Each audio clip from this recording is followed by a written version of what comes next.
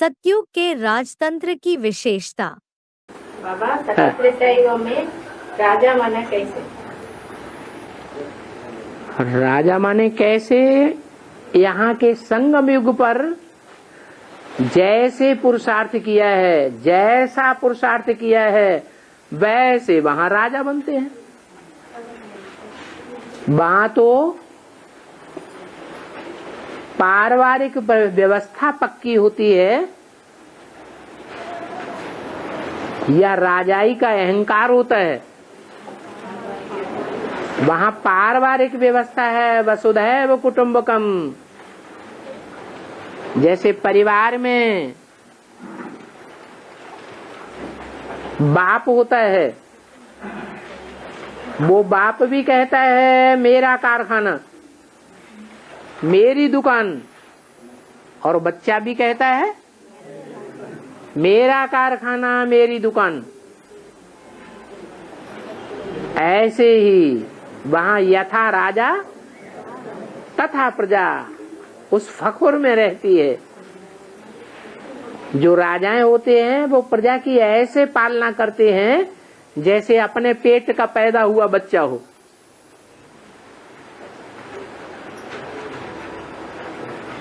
वो राजाएं सतयुग त्रेता के बुद्ध रूपी पेट को महत्व देते हैं या शरीर के पेट को महत्व देते हैं? ये बुद्ध रूपी पेट से पैदा हुई आत्माएं सतयुग त्रेता की पैदाइश हैं या संगम की पैदाइश हैं? संगम में अभी प्रजा तैयार हो रही है। हर आत्मा, हर सितारा में, आत्मा रूपी सितारे में एक एक दुनिया बसी हुई है।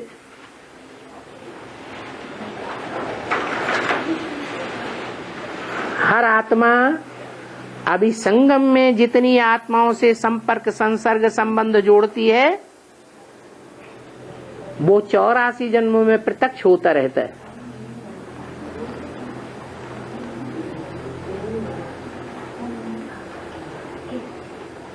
कौन राजा बनेगा? उसका कौन वारिसदार बनेगा?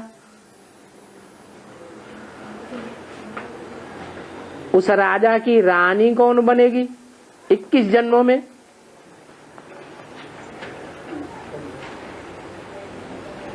कौन दास दासी बनेंगे? कौन उनके सहयोगी साहूकार बनेंगे? वो सब अभी पता चलेगा। बाबा सतयुग त्रेता में राजाई का पता नहीं चलेगा। अभी बता दिया ना, वहाँ कौटुंबिक व्यवस्था होती है, पारिवारिक व्यवस्था होती है। परिवार में राजा कौन होता है? बाप ही राजा होता है। बाप अपने बड़े बच्चे को, अपने छोटे बच्चे को कम और ज्यादा महत्व देता है क्या? हैं?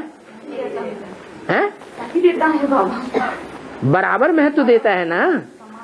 तो ऐसे ही वहां सतयुग में कोई किसी के ऊपर देह अभिमान की राजाई नहीं करता है। शिव बाबा ने हमको आधीन बनना और बनाना सिखाया है या स्वाधीन बनना सिखाया है? तो वहां सब स्वाधीन है, कोई पराधीन नहीं है। ये तो यहाँ समझाने के लिए कहा जाता है कि सतयुग में राजाई होगी। वहां सतयुग में कोई अनुशासनहीन होता है क्या कि सब शासन में रहते हैं? अनुशासनहीन तो कोई वहां होता ही नहीं। तो दूसरों के ऊपर शासन कौन करेगा? वहां शासक ही नहीं होता। हाँ, जैसे ईश्वर है अभी संगम में, हमारे ऊपर स्वेच्छा का राजा है या जबरदस्ती का राजा है? स्वेच्छा क्या राजा है? मुसलमानों की तरह तलवार उठाई और उतारो जनेऊ, बनो ब्राह्मण से मुसलमान, ऐसे करने वाला नहीं है। वो तो प्यार से अपना बच्चा बनाता है। बच्चों को प्रजा कहा जाता है,